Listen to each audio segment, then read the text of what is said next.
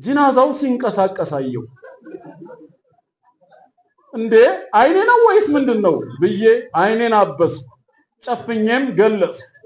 መንቀሳቀሱን ግን አልተወም። በቃ እንቅልፍ አለቀቀኝም ይሆናል ብዬ አሰብኩ። ውስጥ ሰፈል አወል ወይም የመጀመሪያው ሰፍ ላይ ቆሞ ሲሰግድ የነበረ አንድ ሰጋጅ ነው የሚያስተላልፍልን፣ በቦታው የነበረ ማለት ነው። እናም ይህ ሰው እንዲህ ይላል። አንድ ሰው ይሞትና ተሰግዶበት ተቀበረ።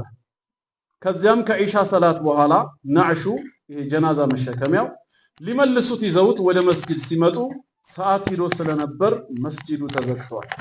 ስለዚህ ኻዲሞች ለፈጅር ሰላት ሲመጡ እንዲያነሱት በሚል ጀናዛ መሸከሚያውን ከመስጂዱ በር ላይ ከደረጃ ላይ ያስቀምጡታል። ነገር ግን ለሊት 9 ሰዓት ተኩል አካባቢ አንድ ሰውዬ ወደ መስጂድ ሲመጣ መስጂዱ ዝግ ሆኖና በረንዳው ተከፍቶ አገኘው ይላል። ሌሊት ሰግድ ይሆን ምን ይሆን እኔ እንጃ። የተወሰነ ቢጠብቅም መስጂዱን የሚከፍተው ሰው አጣ።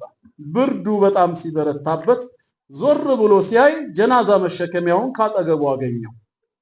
በውስጡም ብልድ ልብስ ነገር አለ እና ይህ ሰው አገኘው ብሎ ጀናዛ መሸከሚያ ውስጥ ብርድ ልብሱን ለብሶ ለጥ ብሎ እንቅልፉን ተኛ። አባቴ በብርድ ደንዝዞ የነበረው ሰውነቱ ትንሽ ምንቾት ሲያገኘው ነፍሱንም አያውቅ ለጥ ብሎ ተኝቶልሃል። ትንሽ እንደቆየ የመስጂዱ ኻዲም መጥቶ መስጂዱን ሊከፍት ሲል በረንዳ ላይ ከጀናዛ መሸከሚያው ላይ የተኛ ሰውዬ ይመለከታል። ምናልባት ከፈጅር በኋላ ሊሰገዱበት ያመጡት ጀናዛ መሰለው።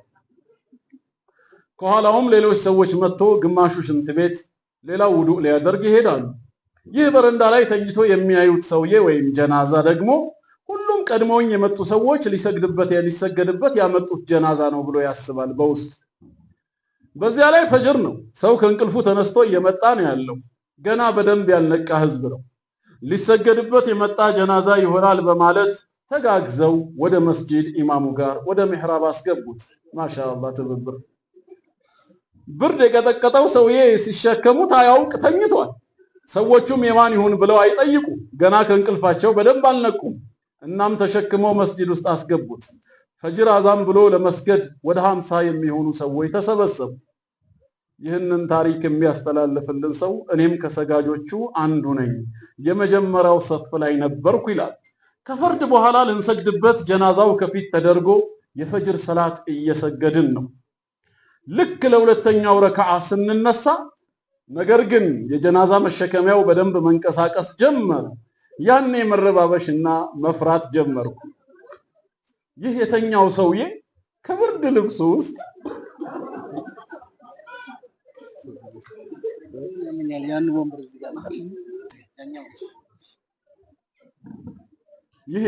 ሰውዬ ከብርድ ልብሱ ውስጥ ድንገት አንገቱን አውጥቶ ሰገዳችሁ ብሎ ጠየቀ።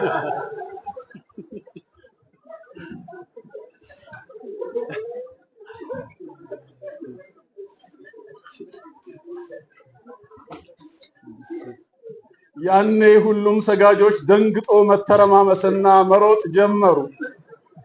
እናንተ ብትሆኑስ ማን ነው እስቲ ሰላቱን ማያቋርጥ? ማሻአላህ እንዳትፈተን እንጂ። እኔም አጠገቤ ከነበረው በር ወጥቼ በባዶ እግሬ ሮጥኩኝ። ወደ 1 ኪሎ ሜትር ያክል የሚርቀውን ቤቴን በትንሽ ደቂቃዎች ደረሱ። ባዶ እግሬ መሆኔንም የማውቀው ነገር የለም። ኢማሙም ሲያየው ደንግጦ መሬት ላይ ይወድቃል። ሌሎች ሰዎች ግማሹ ከግድግዳ ጋር ይጋጫል። ሌላው ደግሞ ልክ እንደኔው በባዶ እግሩ ይሮጣል። መስጂድ ውስጥ አንድ ሰው አልቀረም። አሁንም ሌላኛው በጣም የሚያስቀው ክስተት ተከሰተ።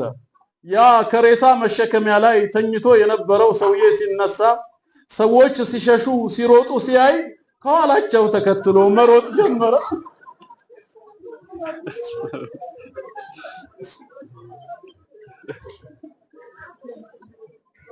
ከኋላቸው ተከትሎ መሮጥ ጀመረ። እናንተ ምን ሆናችሁ ነው? ቂያማ ቆሞ ነው እንዴ? እያለ ከኋላቸው መሮጥ ጀመረ። ሰዎቹ ደግሞ ወደ ኋላቸው ሲዞሩ ይሄ ሰውዬ እየተከተላቸው መሆኑን ያያሉ። ያኔ ይብስባቸዋል። ባለ በሌለ ኃይላቸው ይሮጣሉ። በዚህ መልኩ ሁሉም ሰላታቸውን አቋርጠው ሮጡ ይላል። አላህ ከአኺራ ጭንቀት ይጠብቀን። አሜን። እንግዲህ እውነተኛ ክስተት ነው። የመን ላይ ነው፣ ዘማር የተባለው ቦታ ላይ ነው ብሎ ክስተቱን ያየው ሰው ይሄንን ይነግረናል ማለት ነው። ያው በመሃል ፈታ እንድትሉ ነው።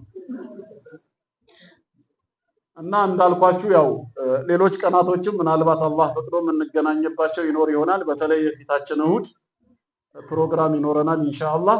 እዛ ላይ አንዳንድ ነጥቦችንም አነሳለሁ ብዬ ያስቀረዋቸዋሉ። እዚህ ሀገር አብዛኛዎቻችሁ ነጋዴዎች እንደመሆናችሁ መጠን ሙስሊም ነጋዴ ባህሪው ምን መምሰል አለበት የተወሰነ ምክር ሊኖረኝ ይችላል። እንዲሁም በሌሎች ጉዳዮች ተዘጋጅቼ ኢንሻአላህ አስተላልፋለሁ። አሁን ግን ያው እንዳልኳችሁ ረመዳን ነውና በረመዳን ዙሪያ መጠየቅ